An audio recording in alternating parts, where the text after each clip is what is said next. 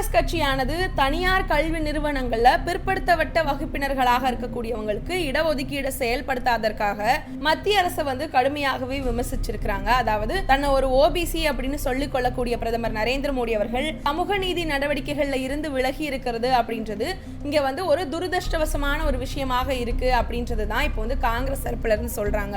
அதாவது உச்ச நீதிமன்றமானது பிரிவு 15(5) அரசியலமைப்பு திருத்தத்திற்கு ஒப்புதல் அளிச்சதுக்கு அப்புறமும் கூட கடந்த 11 ஆண்டுகளாகவே இந்த இடஒதுக்கீடு அப்படின்றத மோடி அரசு அமல்படுத்தல அப்படின்றது தான் இப்போ வைக்கக்கூடிய இந்த முக்கியமான ஒரு குற்றச்சாட்டு. இந்த குற்றச்சாட்டுகள் அப்படின்றது அரசியல் களத்துல ஒரு புதிய விவாதத்தையே தொடங்கி சமூக நீதி பத்தி இருக்கக்கூடிய ஒரு அரசுடைய நிலைப்பாட்டையும் மிகப்பெரிய ஒரு கேள்விக்குள்ளாக்கக்கூடிய ஒரு விஷயமாக இங்க முன்னிறுத்தி இருக்கு.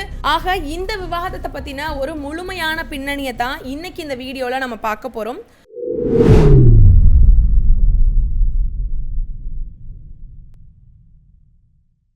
கோபாசை நண்பர்களுக்கு வணக்கம். வீடியோக்குள்ள போறதுக்கு முன்னாடி மறக்காம சேனலை சப்ஸ்கிரைப் பண்ணிக்கோங்க. அப்படியே இந்த வீடியோக்கு ஒரு லைக் பண்ணிட்டு இது பத்தின உங்களுடைய கருத்துக்களை மறக்காம கமெண்ட் செக்ஷன்ல பதிவிட்டுருங்க. இப்போ இந்த பிரிவு 15(5) அப்படின்னு சொல்லக்கூடிய இந்த அரசியலமைப்பு அப்படின்றது என்ன அப்படின்னு பார்த்தோம்னா, அரசு மற்றும் தனியார் கல்வி நிறுவனங்களை பிற்படுத்தப்பட்ட வகுப்பினர்களாக இருக்கக்கூடியவங்களுக்கான இடஒதுக்கீடு வழங்குறதுக்கான ஒரு அரசியலமைப்புடைய விதியாக தான் இது இருக்கு. இது 2005 ஆண்டு காங்கிரஸ் தலைமையில இருந்த யூபிஏ கூட்டணி அரசால அறிமுகப்படுத்தப்பட்டுச்சு. அதுக்கு அடுத்ததா 2012 ஆண்டுல உச்ச நீதிமன்றம் இந்த அரசியலமைப்பு திருத்தத்தை உறுதி செஞ்சிருந்தாங்க. இந்த தீர்ப்பு அப்படின்றது தனியார் கல்வி நிறுவனங்கள் இருக்கக்கூடிய இடஒதுக்கீடு வழங்குற விஷயம் அப்படின்றது செல்லுபடி ஆகக்கூடியது அப்படின்றத உறுதிப்படுத்தியதாக அமைஞ்சிச்சு.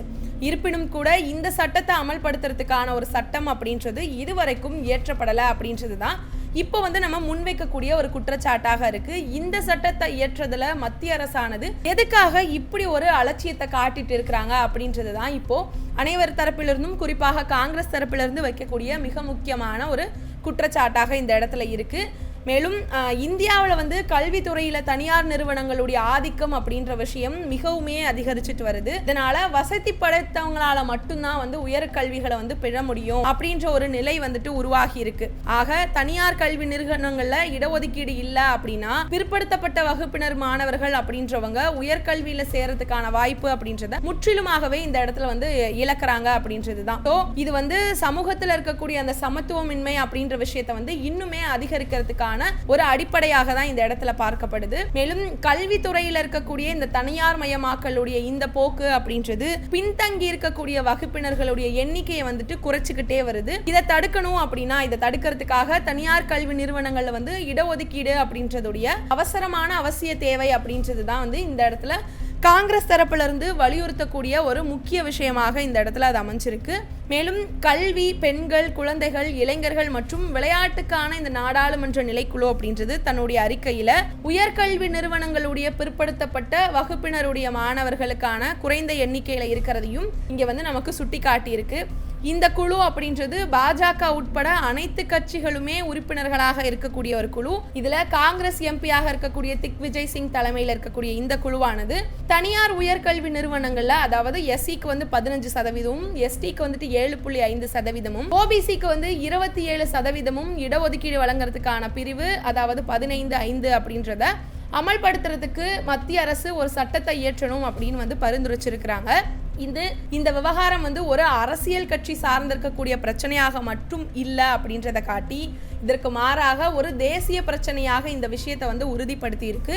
இதை தொடர்ந்தே அதாவது மோடி அரசானது பொருளாதார ரீதியாக நலிவடைஞ்சிருக்கக்கூடிய பிரிவினர்கள் அப்படின்னு சொல்லக்கூடிய இடபிள்யூஎஸ் அவங்களுக்கு மட்டும் இடஒதுக்கீட்டை 48 மணி நேரத்திற்குள்ளேயே நிறைவேற்றி இருக்கிறாங்க அப்படின்றதையும் இங்க காங்கிரஸ் தரப்புல இருந்து எடுத்து காட்டப்பட்டிருக்கு. ஆக பாஜகவுக்கு ஆதரவாக கருதப்படக்கூடிய அந்த பொது சாதியினர்களுக்கு விரைவாகவே இடஒதுக்கீடு அப்படின்ற விஷயம் அளிக்கக்கூடிய அதே நேரத்துல தான் இங்க பிற்படுத்தப்பட்ட வகுப்பினர்களுக்கான சட்டத்தை 11 ஆண்டுகளாகவே இவங்க செயல்படுத்தாம இருக்கிறாங்க அப்படின்றதும் இங்க ஒரு விஷயமாக முன்வைக்கப்படுது. இப்போ இந்த இரட்டை நிலை அப்படின்ற விஷயம் மோடி அரசு சமூக நீதி எல்லாத்தையும் விடுத்து தன்னுடைய வாக்கு வங்கி அரசியலுக்காக தான் அதிக அளவுக்கான ஒரு முக்கியத்துவத்தை கொடுக்கறாங்க அப்படின்ற குற்றச்சாட்டை முன்வைக்க வேண்டிய ஒரு சூழ்நிலையை ஏற்படுத்தி இருக்கு.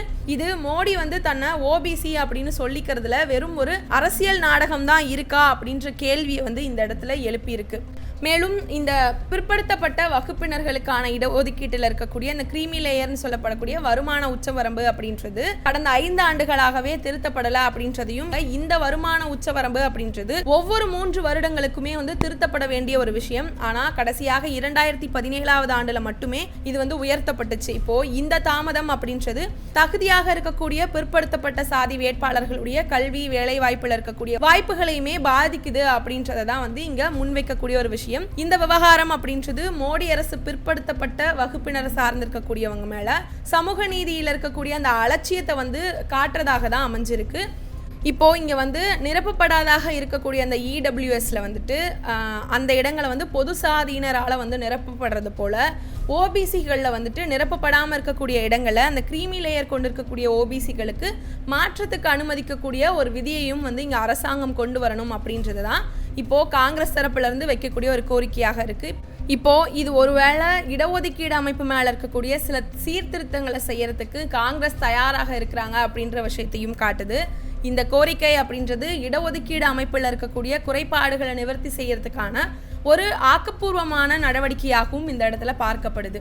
அதே போல இந்திய அரசியலமைப்பு சட்டம் சமூக நீதி மற்றும் சமத்துவத்தை வலியுறுத்துறது. இந்த நிலை அப்படின்ற விஷயம் தனியார் கல்வி நிறுவனங்களை சமூகத்துடைய அனைத்து பிரிவினருக்குமே சமமான வாய்ப்புகள் அப்படின்றது வழங்குறதுல ஒரு முக்கிய பங்கை வகிக்கிறதாக இருக்கு. ஆனால் இடஒதுக்கீடு இல்லாததால அது இந்த பொறுப்புல இருந்து விலகி இருக்கிறதையும் இந்த இடத்துல பார்க்க முடிகிற ஒரு விஷயமாக இருக்கு. ஆக இந்த சூழல்ல சட்டத்தை இயற்றி தனியார் நிறுவனங்களையுமே இடஒதுக்கீடு அப்படின்றது சட்டத்துக்கு கீழே கொண்டு வரணும் அப்படின்றது தான் இப்போ அந்த விஷயமானது முற்றிலுமாகவே மத்திய அரசுடைய ஒரு கடமையாக தான் இருக்கு. மேலும் இப்போ இந்தியாவில் இடஒதுக்கீடு அப்படின்றது சமூக நீதி மற்றும் அரசியல் லாபங்களுக்கு இடையே இருக்கக்கூடிய ஒரு நீண்ட கால போராட்டமாக தான் இருக்கு. அனைத்து கட்சிகளுமே இடஒதுக்கீடு கொள்கையை ஆதரிக்கிறதாக இருந்தாலும் கூட அதை செயல்படுத்தக்கூடிய விதத்துல முரண்பாடுகள் அப்படின்றது இருந்துகிட்டு தான் இருக்கு. மோடி அரசு இந்த இரட்டை நிலை அப்படின்றத சமூக நீதி கொள்கைகள் அரசியல் லாபங்களுக்காக பயன்படுத்திக்கிறாங்க அப்படின்றது தான் இங்க வைக்கக்கூடிய இப்ப முக்கிய குற்றச்சாட்டு. இது சமூக நீதியை ஒரு தேர்தல் முழக்கமாக மட்டுமே பயன்படுத்தாம அதை நடைமுறைப்படுத்த வேணும் அப்படின்றது தான் இங்க வைக்கக்கூடிய ஒரு முக்கியமான ஒரு கோரிக்கை அப்படின்றது. அதே போல உயர்கல்வி மற்றும் வேலை வாய்ப்புலையுமே பிற்படுத்தப்பட்ட வகுப்பினர்களுக்கான வாய்ப்புகள் அப்படின்னு குறைஞ்சிருக்கிறதால இது அவங்களுடைய சமூக மற்றும் பொருளாதார வளர்ச்சிக்கு மிகப்பெரிய ஒரு தடையாகவும் அமைஞ்சிட்டு இருக்கு. தனியார் கல்வி நிறுவனங்கள்ல இடஒதுக்கீடு இல்லை அப்படின்றதால இந்த பிரச்சனை அப்படின்றது தொடர்ந்து அதிகரிச்சுக்கிட்டே இருக்கிறதையும் நம்மளால பார்க்க முடியுது.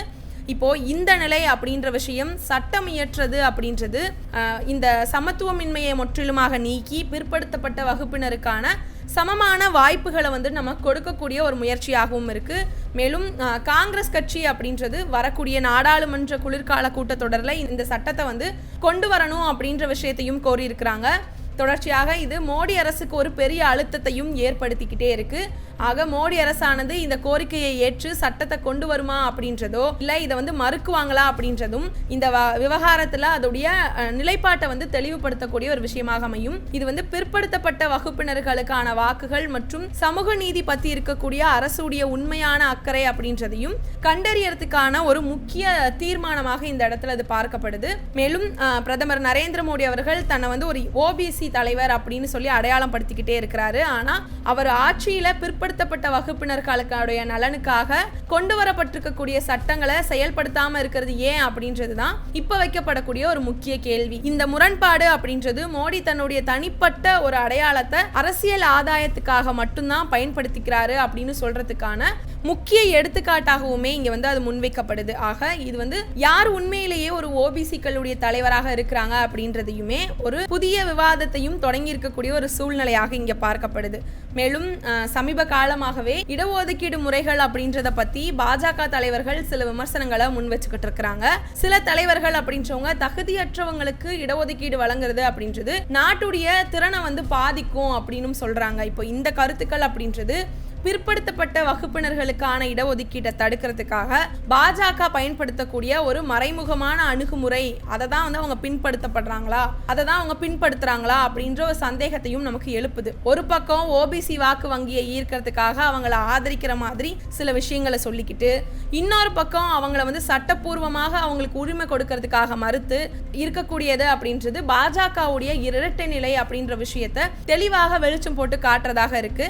ஸோ இந்த விவகாரம் விவகாரத்துல வந்து பாஜகவுடைய இந்த மறைமுகமான அணுகுமுறை அப்படின்றது ஓசிபி இடஒதுக்கீட்டை வந்து தாமதிக்கிறதுக்கான ஒரு காரணத்துக்காக மட்டுமே இந்த விஷயமானது நடக்கிறதாக பார்க்க முடியறதாக அமைஞ்சிருக்கு. மேலும் இது குறித்து உங்களுடைய கருத்துக்களை மறக்காம கமெண்ட் செக்ஷன்ல பதிவிட்டுருங்க. அப்படியே இந்த வீடியோக்கு ஒரு லைக் பண்ணிட்டு இது போன்ற செய்திகளை தினம்தோறும் தெரிஞ்சுக்கிறதுக்காக மறக்காம கோபாசை சேனலை சப்ஸ்கிரைப் பண்ணிக்கோங்க. நன்றி.